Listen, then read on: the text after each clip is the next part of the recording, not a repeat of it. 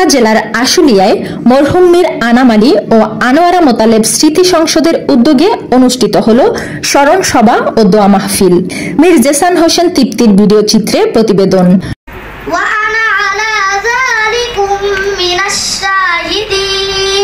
গতকাল বিকেলে ঢাকা জেলার আশুলিয়ার ইয়ারপুর ইউনিয়ন পরিষদ সংলগ্ন দারুল ফালাহ মাদ্রাসার এতিমখানার প্রাঙ্গণে এ দোয়া মাহফিল অনুষ্ঠিত হয়।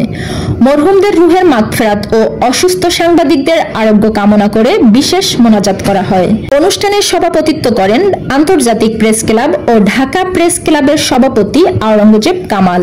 তিনি এ সময় বলেন, আমাদের সাথে আপনাদের এই মোনাজাতের পরে আমাদের সাথে 9টা জাজ যুক্ত হতে চেয়েছিলেন পাকিস্তান জার্নালিস্ট অ্যাসোসিয়েশনের চেয়ারম্যান সাহেব।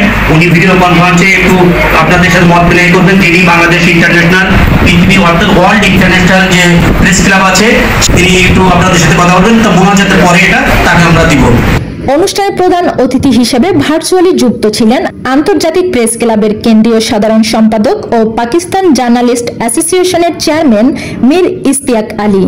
তিনি বলেন, বাংলাদেশ সবসময় পাকিস্তানের ভাই দেশ।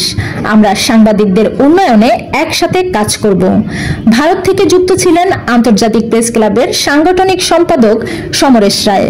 এছাড়া প্রধান বক্তা ছিলেন সমাজ সেবক মোহাম্মদ রুহুল আমিন এবং প্রধান আলোচক হিসেবে এশিয়ান টিভির সিনিয়র রিপোর্টার জহিরুল ইসলাম খান লিটন।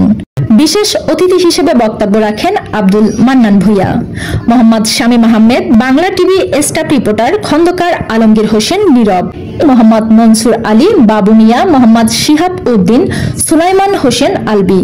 অনুষ্ঠান পরিচালনা করেন শেখ ফরিদ আহমেদ চিশতি। এ সময় আরো উপস্থিত ছিলেন ঢাকা প্রেস ক্লাবের মানবাধিকার বিষয়ক সম্পাদক মোহাম্মদ সোহেল রানা। দোয়া ও বয়ান পরিচালনা করেন দারুল ফালাহ মাদ্রাসার প্রিন্সিপাল মুফতি মাওলানা জুনায়েদ আহমেদ।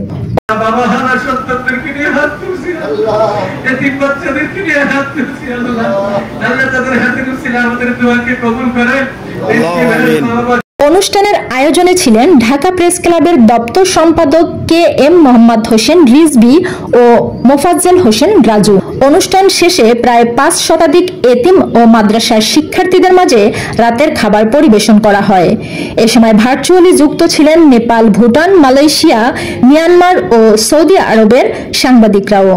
আফসানা সুমি, আমার নিউজ টিভি ডেস্ক রিপোর্ট।